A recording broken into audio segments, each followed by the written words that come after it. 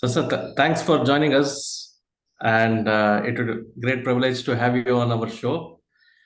And it's great that I'm also trying to see that we are working for a long time. And if you can give us a small introduction on yourself, which most of the coffee industry knows, but still, yeah, thank you. Thanks for having me. Pleasure to talk to you and to be engaged with the community as well. So thanks for having me again. My name is Sasa Sestic. Many people know me as a World Barista Champion, 2015. I'm the founder of Fona Coffee, founder of Project Origin, and yeah, I'm also founder of Nucleus Coffee Tools. So I'm obviously coffee obsessed, all the way from the soil to the cup. I'm a father of two kids, Anna and Alex. I'm married for 23 years plus now, and I guess being ex Olympian and ex sportsman, very competitive, which and that sort of competitive nature really gives me the drive to try to be the best I possibly can in anything I do. But most of all, I love coffee, like so many of us, and yeah, I enjoy it every day. And I guess I enjoy meeting people, and talking to you and connecting with so many people worldwide. Yeah, you are popularly known as Coffee Man as well, which is a title which came, and it's nice to hear that Sasa is the Coffee Man. Yeah, it's actually, yeah, that came from the movie we made, the first movie, the Coffee Man movie, and the book. And a publisher kind of said, "Hey, I want to write a book about you, and like, can you please do this?" And I said, "Well, what are we gonna call it?" I said, "You have no option. We're gonna call it Coffee Man, and you have no you have no say." I said, "Okay."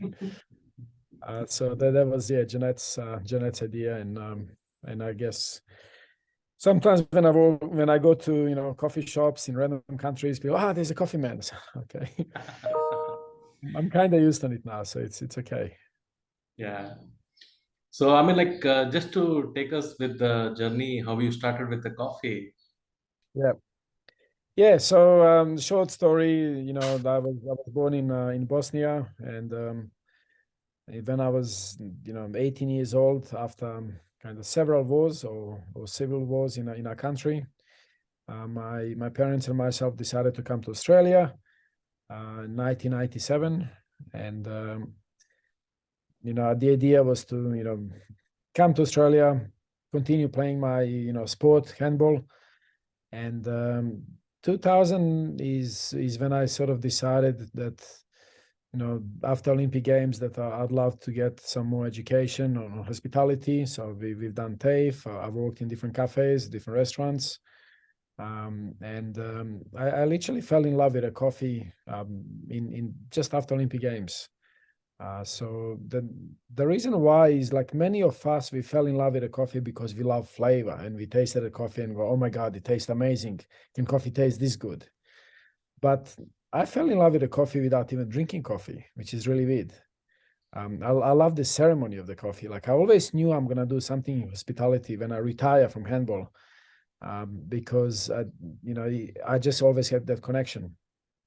But what I loved about coffee is I could prepare the beverage or the drink. I could be there with the customers, talk to them, and I could serve them the drink that I create and sort of see their reactions. And if they like it, they come onto my bar and say, "Hey, that was really nice coffee. I enjoyed it."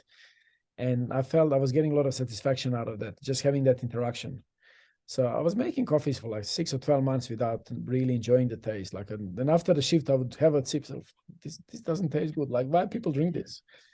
And But after a while, you develop your taste buds, and you taste better coffees, and that was definitely the journey. But it took me 3 or 4 years working in the coffee to actually recognize that, wow, can coffee taste this good? And that was like 2006, 2007. So starting coffee in 2003 up until 2006 or 7, I did not really appreciate the taste. But then when I tasted a good coffee, this is when everything changed. Oh my God, I'm going to travel now for the coffee. I need to explore it. I need to learn it. I've tasted a coffee from Ethiopia that tastes like blueberries. I said, why does it have this distinct fruity taste? Like coffee is supposed to be bitter, and you need to put a lot of sugar in there to make it balanced. And that obviously drove me to start the roastery, drove me to continue traveling on the farms and etc. So yeah. But have That's you ever that's thought you will be so popular and you will be the celebrity in the industry? uh, I mean, they are the big words, popular and celebrity. But to be honest, no. And I still don't really, I don't really look at like anything I do in a coffee. I don't really do it. Hey, this is gonna make me popular. I'm very curious person. As I said, I'm very competitive person. I love coffee, and coffee is unbelievably complex.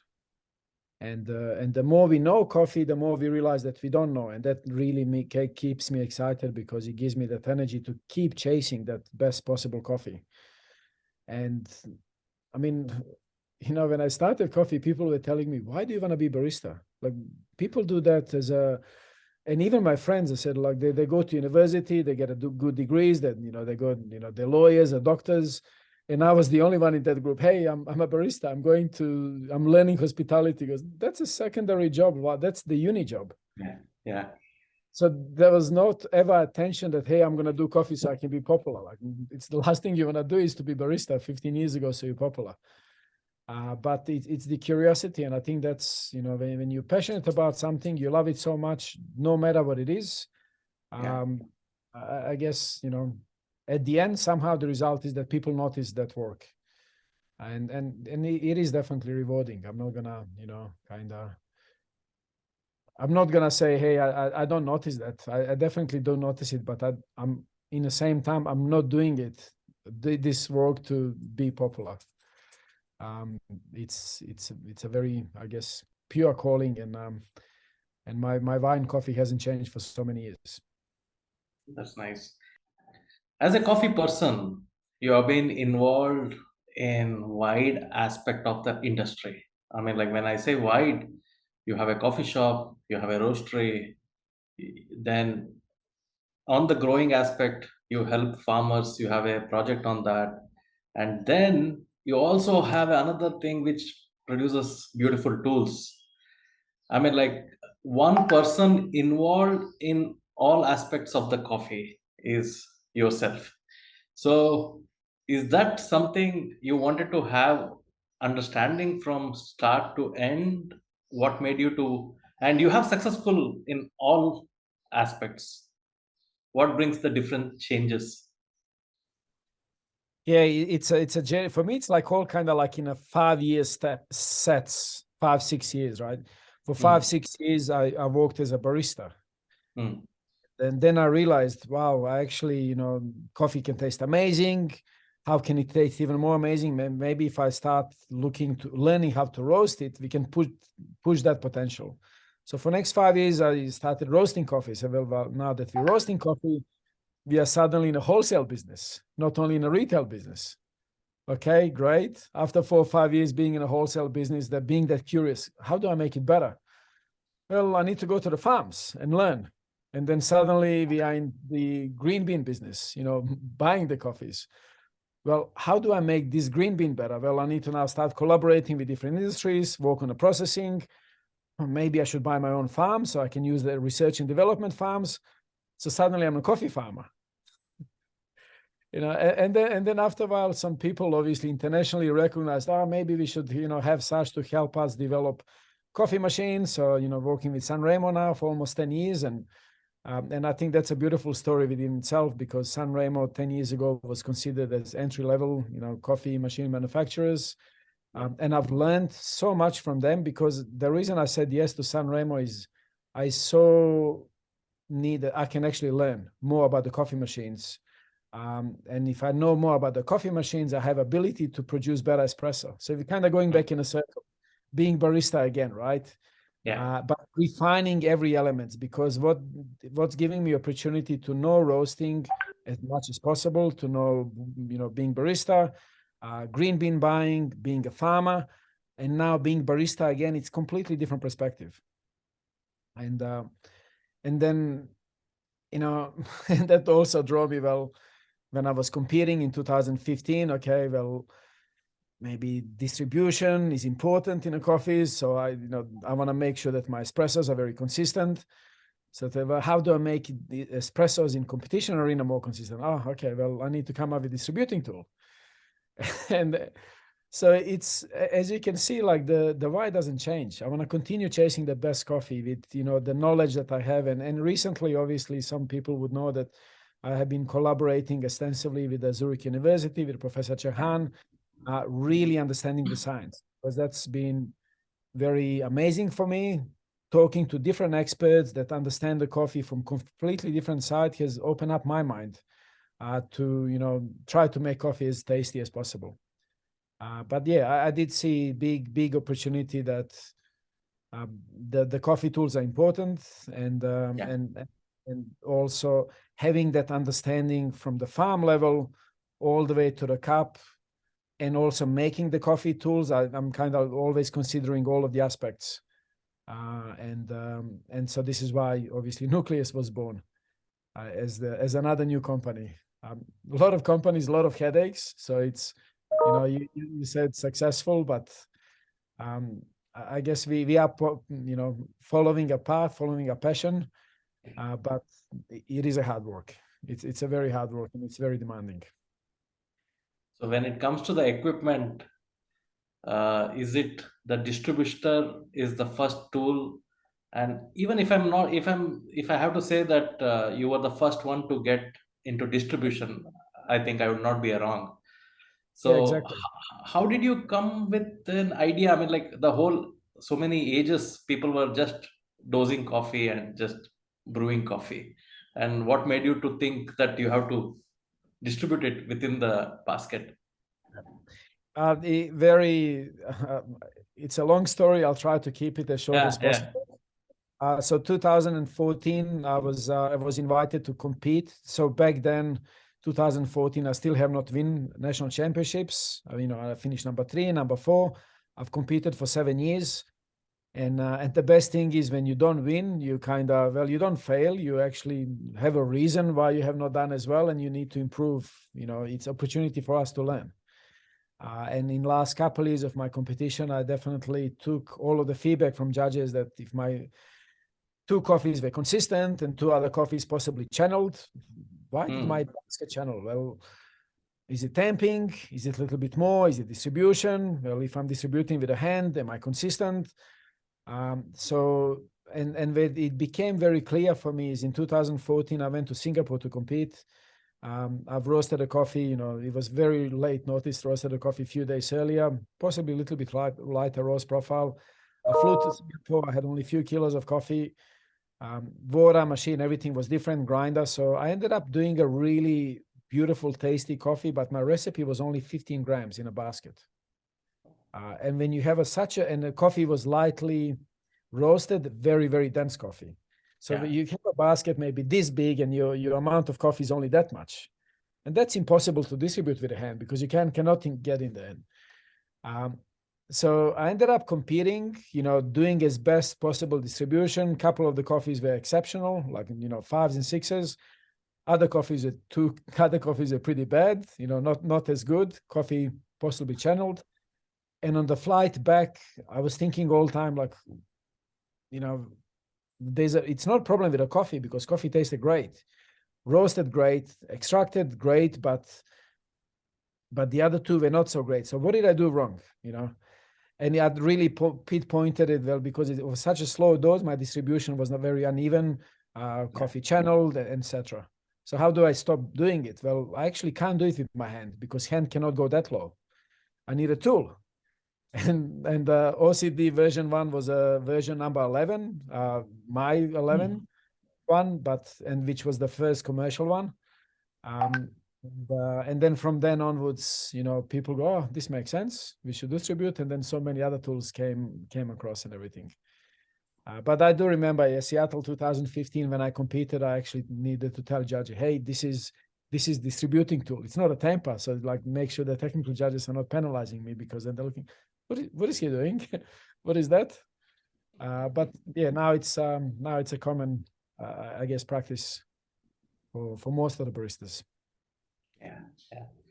So I'll directly jump into Paragon, which is kind of making a wave throughout the world. And after seeing this, people are moving and seeing how to adopt this to espresso and trying to cooler their beverages and stuff. So if you can give a little background about Paragon and about the product itself. Yeah, well, yeah, Paragon continued because the very first project I had with Zurich University was actually understanding when we are using, distributing tool or on a, OCD with the hand distribution as well as the different tools. Because as a coffee professionals, I could taste the difference. I could see visually the extraction, but scientifically, I did not really know what's happening. So I decided to fly to Switzerland and to actually test the impact of distributing tool with the non-volatiles, which is extraction, all of the lipids and acids and everything else, as well as the aroma volatiles, to actually see what scientific or analytical data do we have. So we number one understand what the differences are, but secondly we can actually find the ways to refine the tool to kind of go to that direction that it tells us. And obviously was very impressed with the setup in the university. And this is when I started for the first time ever. That was like about 4 years ago, started really thinking that for us to go forward and to keep chasing the perfect coffee, we also need to understand the science of the coffee. And 2020, when during the COVID, a couple of years later, I could not travel to farms anymore. That was not possible. Being at home, you're stuck at home. What do we all do at home? We brew coffee. Like we all know throughout the entire world that I'm sure you would feel that with your business, a lot of the home equipment, you were selling a lot more in that time than before. So we all were making coffees. We were all in that same box. We could not even go to the roastery to work there. Like, only roasters were going there on particular days, etc. And, being very curious, okay, I'm going to brew casual coffee one morning, but then following morning, you're a little bit more intense, and then you go more and you go more. And then you start sort of really, having that curious mind, well, how do I make this filter coffee better? And then I obviously reconnected with Zurich University and said, well, let's do some collaboration with the marrying the science and also a barista, kind of bridging that gap between science and the brewers to see how we can understand brewing a little bit more. Because I think brewing coffee itself, it's a ceremony, it's a very complex. And there's a lot of kind of opinions or tendencies, but I wanted to, number one, get some sort of education in regarding the brewing, maybe clear some answers like why do we wet paper filter? That was one of the things that, because I've tasted kind of wet paper filter versus dry, and it's not necessarily that the high quality dry paper filter is giving us papery taste. It changes the flavor a little bit. And that made me curious that, sometimes we do something in a coffee because it's a habit, because we've seen it from previous generations. Yeah. It's a similar thing like Berg Wu when he competed in 2017. We all know that we need to have a hot portafilter in the machine so we can make the. But Berg Wu has done completely opposite. He cooled the portafilter. And, cooling the portafilter, I've tasted a coffee in a final. It was coffee with crazy amount of aromatics. And of course, spending a lot of time with Shahan just talking because he's at home brewing coffee as well, not working. So we started discussing a lot of things. And then, I shared with him that, hey, in 2017, Hugh Kelly brewed this, first carbonic maceration process in Korea. He placed number 1 in the world in the first round, number 1 in the world in the second round. And coffee had this insane aromatics. Hugh Kelly back then, and we frozen the cups. So we were not cooling the portafilter, but we froze the cup. And that was not, it was kind of very similar technique what Berg Wu was doing, but it was not, hey, this is what Berg was done, let's do the cold cup. We just had a cold cup in the roastery with this particular coffee. We put it there, we tried it, and we found that we enjoyed the flavor of the cold cup more than the warmer cup. We had no idea why. So he ended up, serving the frozen cups in the competitions. I do remember in the semifinals when he pulled the coffee or pulled the shot of the espresso, like during the practice run, just before he goes on the stage. And he poured the perfect, coffee. He gave that espresso cup to Sam Cora, our roaster. Sam had a taste, goes, "Oh, this is amazing." He gave me the cup. Then I taken the cup myself and I wanted to try it, but then it just smelled like a bouquet of roses. And I'm smelling my hands. I said, "Is this a soap from my hand? Like, this is not coming from coffee." And then, no.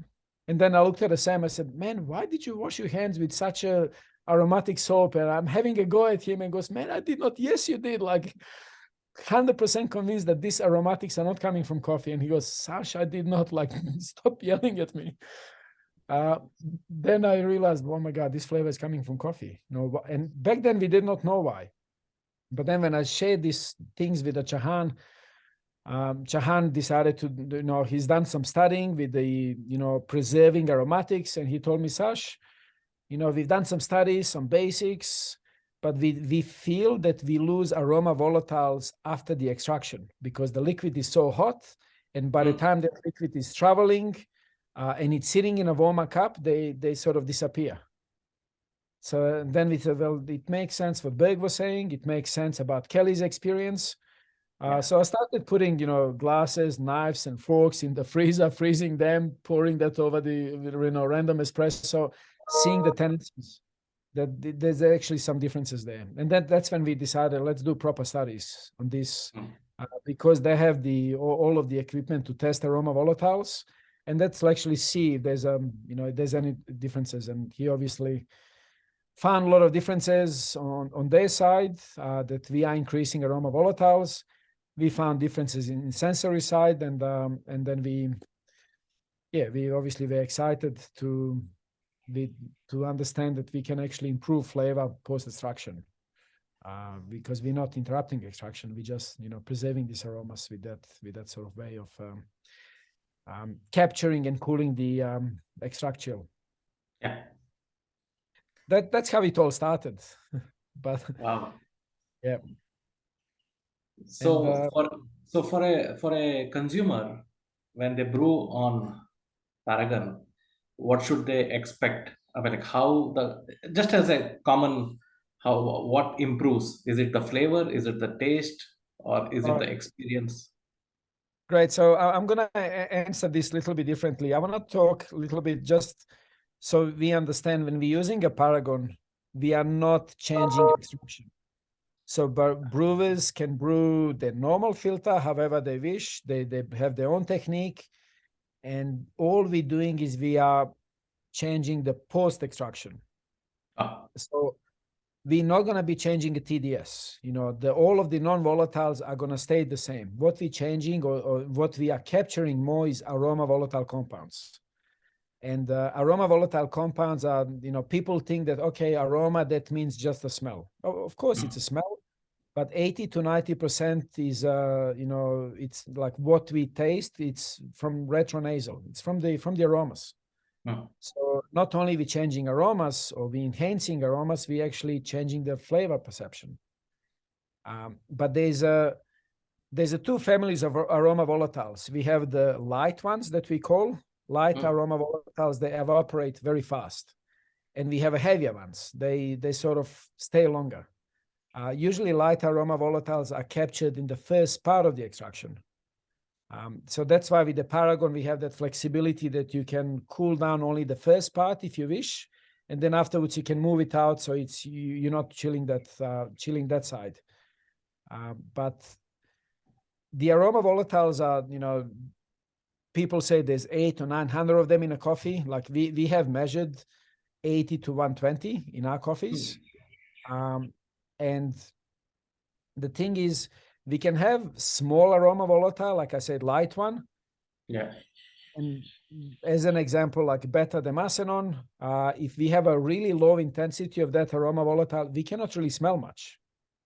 But then when we increase the intensity of it, which means if you use a Paragon and we capture some of them, and they suddenly percentage of them is higher in the coffee, then we go, oh my God, I'm getting some rose water. because that's what that aroma volatile reminds us of. But we also have, and we call it anything that's above threshold is what we can smell and what we can taste. Anything below threshold is what machine can detect, but we can actually not taste. So with Paragon, we have opportunity to move some aroma volatiles that are below threshold to be above, so we can suddenly taste some new flavors, possibly in a coffee, right? That depends on the coffee. But we can also have combination, because sometimes you have one aroma volatile and another one, and then when you have a third one and you have three aroma volatiles, this is when you can create a new taste, or maybe higher intensity of that one. So Paragon allows us to capture, as we said, on average 15 to 20% of aroma volatile compounds more. But some particular ones we have measured up to 40% more. So we can say that we have a particular aroma volatile that's below threshold. When we use a Paragon, it can possibly go above the threshold and we can taste a new flavor. But there are some aroma volatiles that we associate with the mouthfeel, with the aftertaste. There's an aroma volatile that has very sweet, buttery sort of aromas and flavors. So when you taste it, you go, oh, this coffee has a creamy mouthfeel. It's very buttery. Oh. So even though we're not changing the non-volatiles, and we are just changing aromas, these aromas make an impact on the acidity. They make an impact on the aftertaste. They also make, a lot of people say, oh my God, coffee is a lot sweeter with the Paragon. It's not that we're getting more sweetness in a coffee. We're getting aroma volatiles that are giving us perception of sweetness. Maybe these sweeter caramelly ones or vanilla ones. Then when you have a taste, you say, oh, I've got more sweetness. I've got more body. I've got longer aftertaste. So again, every coffee is different. So there's no absolutely rule, because wash coffees will have a certain range of aroma volatiles, naturals will have other ones, and the naturals will be more enhanced. And that's where the flexibility is, when we say that with the Paragon, you can obviously, in order to capture the highest amount of aroma volatiles, the rock needs to be kept in a freezer, -10, -15 degrees. And then when you pour, we recommend pour at the beginning of the extraction. And then you can decide, do you wish to pour for the first 2 pours, for the 3 pours, or you wish to pour for the entire extraction? And there will be tendencies. As an example, like with a lot of coffees, depending on the roast profile, we found the wash coffees, we prefer to extract chill only first 25 to 30% of the extraction. But with some of the natural coffees, we prefer to extract chill 30 to 40 to 50%. The Liberica coffees, because we found 50, 60, 70% extract chilling has been giving us a great results. Just depending on the coffee, how we wish to move them and how we wish to sort of progress with them. So that's the long answer, but the short answer is yes. The Paragon helps not only to change the aromas and the flavors, but also entire taste experience. I hope I didn't confuse you now. No, I mean, like, this is complete science. So science is, everybody tells about the science and the coffee, and now I think this is more to experience the science with coffee now. Yeah. As I mentioned, I hope it's not confusing, but I do get a little bit excited when I talk about it, and then sometimes I realize I've gone too deep. Maybe I lost someone on the journey. So now you started a anchor product, Paragon. What's next in Nucleus? There's a lot of things. What's next with Nucleus, correct? Yeah. Yeah, okay, let me put that Nucleus hat now. All right, so obviously extract chilling is it's a big thing in the world now. We are very proud, we're very excited. We have been enough, unlike with the distributing tool that we have organized a patent 2.5 years ago for all coffee. So not only for filter coffee, but for also espresso. And obviously, since Hugh Kelly used the Paragon in the espresso, and we've done a lot of work with the extract chilling with the espresso, this is what we're working on now, the Paragon espresso version. We do hope that we're gonna start seeing some prototypes for people like you with the next month and a half to 2 months. So that's really exciting. We also gonna be working on a Paragon immersion method. So that should be coming out by middle of the year. So there are the two new products that will be coming out, which makes sense because a lot of people are experimenting with their own versions of extract chilling, and our goal is just to make it easier, make it consistent. It's even though it's a very simple thing, it's very complex. Finding the best solutions for each one of these applications, such as filter coffee, espresso coffee, as well as immersion filter coffee. So yeah, we've been busy with that. Some of you, people have already seen us posting a lot about Link. Link Roaster it's incredible. That's getting launched in SEA, and Sam, our roaster, is now traveling throughout the world. I was talking to him this morning. He's in Panama, and he's making the profiles that are working successfully in the high altitudes. So the goal, obviously, with the Link is to make an amazing sample roaster, 50 grams, 100 grams, competition roaster, home roasting, whatever you wish. Kind of change the roasting game to the level that roasting is more accessible for everyone, and accessible from the point that it's simple to use. You don't have to be a professional roaster to roast coffee as good as Sam Cora, one of the best in the world, because his brain is inside. And there's a couple hundred recipes that you can easily have the system how to choose what recipe to use, because having so many recipes and you don't know what to use, it's a pointless. But we came up with our density measure, that you measure density of the green beans, and then it gives you the number, and then you follow the app and the algorithms, and then it spits out the favorite roast profile that you should be using. And that's regardless where you are. So he's obviously has a roaster now traveling throughout Central America with the different voltages. So we kind of want to make it very simple. Where you're in Addis Ababa in Ethiopia, 2,000 meters altitude, where boiling point of the temperature and different oxygen is completely different than what it is in Australia. But roaster will figure out these things for you rather than you go, oh, what do I do now?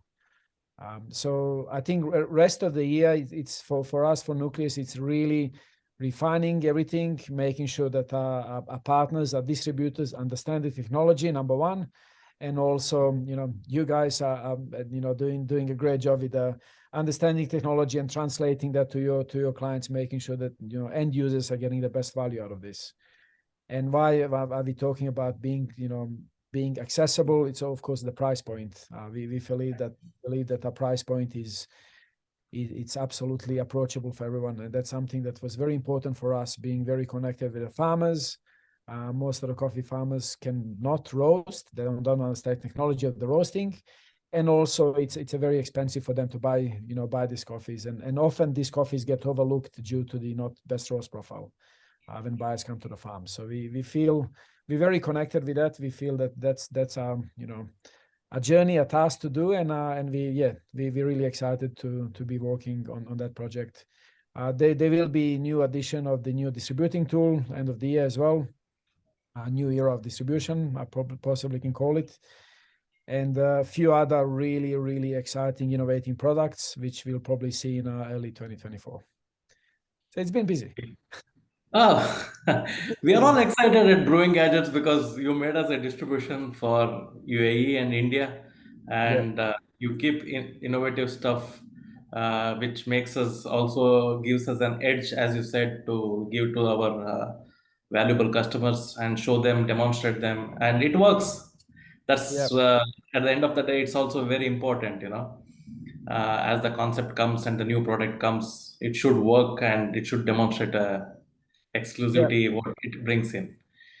yeah. I just wanted to touch base on Project Origin because as a Project Origin in early days, you started with one of the earliest project in India, and we have Brew Gadgets India now. So if you can tell a little bit about Project Origin in India. Of course. So such a coincidence. So this morning, I actually had a coffee and a meeting with Patty. He's the one of the co-owners of the farm called Talana Estate that we have been working together since 2011. Wow. Thankfully to that farm in India it's where I actually got inspiration to start a new green company, to start the Project Origin. So we had a great chat, and but our relationship or Project Origin actually was the idea of Project Origin was inspired in India, and why? Because up until 2011, yes, I did go to the farms, I did purchase the lots, but directly from the farmers in Brazil and a few other countries. But when I went to India, that's when I really felt deeper connection than just going on the farms and selecting the lots that we need. I felt the connection that I wanted to work with the farmers, with these people in a lot closer level. I wanted to obviously learn more about the green bean side, so we can with these visits we can provide them knowledge, support, possibly tips. How do we ferment coffee? How do we dry coffee? So if we have this level of coffee, what can we do together to increase it to from 82, for example, to taste 86? Yeah. And that directly can impact the price. The 82 coffee is worth 82, 86 coffee is worth 30, 40, 50, 80% more. Depends, right? And that kind of obviously gives better security to these farmers. Like, I'm very passionate about that farm. Talana Estate has been working with their local cooperative for 60 plus years before they started working with us, and the did not really know where the coffee is going. The manager that has been there for 40 years plus never tasted the coffee. So my first visit there, and then actually being able to make them cup of coffee they have been producing for a long time, like that's you don't ever forget these moments, and you feel the bond and connection with these people. And that's when we kind of got the idea of that we should do some projects on this farm, because we like our first project was to build sanitary sort of facilities on the farm, toilets and showers, and then the second project was actually no, the very first project was the childcare center, because when moms were going to pick the coffees, they would look after the little kids, toddlers, and if anyone has been in India, well, coffees in India are grown in the shade, almost in the jungle. Talana Estate is sort of border with the jungle. They have leopards, tigers, elephants, wild animals. So not safe environment for kids to be left, on the side. So we thought, well, if we can possibly, have reactivate the childcare center and support, with a couple of the wages for a couple of the ladies to look after the kids, so they don't have to actually work and they don't really need to lose the money for the day. Instead of picking coffee, they can earn the same money running the childcare center. It creates a little bit safer environment. It's not much, but this was that initial idea. How do we add value to the people, and how do we do certain projects at Origin to continue adding value? And this is the reason why we are called Project Origin, because you start the project, you finish it, but we kind of call it Project Origin because we know that we cannot make world perfect, and it's not just you do one thing and okay, now I'm done. Like it's continuous thing. So you start the project and then you finish it, but I don't think we're going to be finishing our projects, and we just want to do as many as we possibly can to make that part of the world a little bit more sustainable for the people that growing coffees for years and years and years, and of course secure prices and all of the other things that go along. Kind of motivation was to buy the farm so we can learn about farming and we can give that infrastructure. So I had a morning meeting with Perry. He made some beautiful supersonics for us this year. Again, coffee is 87 points, 87 and a half. So we get to share more exciting coffees from India, and they get higher premiums for the coffees. So yeah, it's where it all started for us. And that really philosophy that we started back then, now 11, 12 years ago, it still lives. Like we still look at all of our relationships, all of our purchases, all of our buyings in that way. We're not here just to buy the best lots. Yeah. We're here to work together and to support with our infrastructure to make, their farm more sustainable than what it was before. I'll be just waiting to brew some Indian coffee on Paragon in India with you. Yes, sounds good. That would be amazing. That would bring a lot of good memories. Yeah. Yeah. So now, with regards to, there's a rumor that Ona is coming to Dubai. Are we going to see you in Dubai with some roasting coffee, brewing coffee? You are definitely going to see me in Dubai. That's 100%. And yes, we are. We prior to COVID, we were looking to, and we've discussed that when I met you before COVID as well, that Ona Coffee is looking to open up in Dubai. Yeah. And when COVID sort of came, we've stalled that project, so nothing really happened for a couple of years. Yeah. But now we are excited to reactivate it again. And I was in Dubai early last year for handball, not for coffee, actually, weirdly. Oh, okay. And I mean, for me, Dubai past COVID it's even more vibrant, more exciting, and more. There's so much more coffee energy. Like I think a lot of countries, like they sort of past COVID, you can see there's a bit of suffering. It's a bit harder. I feel Australia included. Yeah. But then Dubai, what I've seen, it's kind of gone opposite way. Like there's a lot of more excitement than what it was before. So I do feel it's a good time for us to sort of go to that vibrant coffee city and being able to complement it. When are we gonna be ready? I'm not sure. I kind of don't want to put myself on a pressure to say this is the deadline because, as we all Yeah. know, with building, it's always behind. There's always delays, but I believe at least next year we comfortably should be there. That's And nice. yeah, we're very very excited. This is going to be the first Ona Coffee, I guess, venture outside of Australia, Oh, and wow. so it's for Ona Coffee, right? So we don't Yeah. that's gonna be our first flagship.